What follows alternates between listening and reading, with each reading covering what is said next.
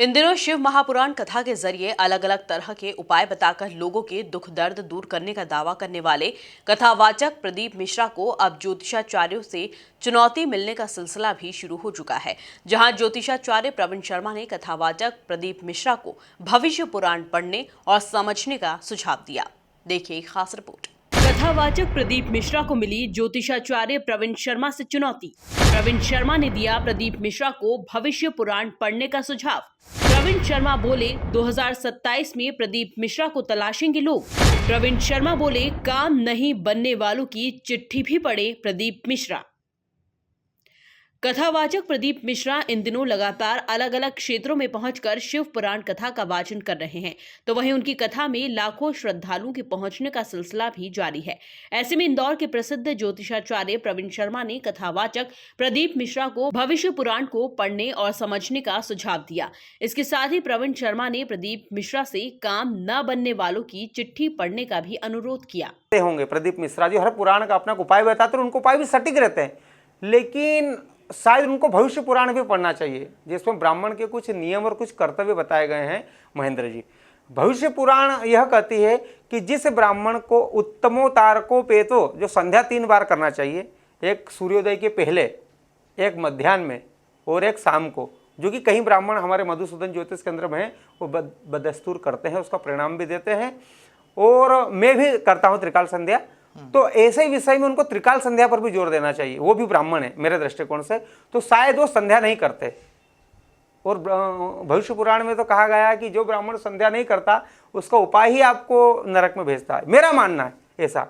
तो शायद भविष्य वो यदि संध्या करते हैं तो मैंने उनको संध्या करते देखा नहीं है। मैं इनकी यहाँ निंदा नहीं कर रहा हूँ, लेकिन मैं उनको भविष्य पुराण का भी वो दे रहा हूँ। जिससे मैंने शंकराचार्य जी को एक बार बोला था राम मंदिर के मुहूर्त पे, मैं प्रदीप मिश्रा जी को ऐसे प्रणाम करते हुए बोलता हूँ कि आप खुद भी भविष्य पुराण के उपाय करिए और जनता को भी शिव पुराण के उपाय बताइए, जो कि सत्य और सार्थक हो, जो हमारे धर्म शास्त्रों में वाकई बताए गए हैं। बाकी पंडित जी लोग तो निर्मल बाबा भी चले थे, और मैं तो एक भविष्य वक्ता हूँ। आप 2027 में प्रदीप मिश्रा को साथ ढूंढोगे, तलाशोगे। कोई चुनौती आप दें? ज्योतिषाचार्य प्रवीण शर्मा ने कथावाचक प्रदीप मिश्रा को चुनौती देते हुए क्या कुछ कहा, जरा आप खुद ही सुनिए। कार्य बनते हैं, उनकी चिट्ठियाँ वो जो उनके कार्यकर्ताओं से वो करके बताते हैं। जिनके नई काम बनते हैं उनकी शिकायतें भी बहुत सारी आती है बोरों में, वो चिट्ठियों को जला क्यों देते हैं।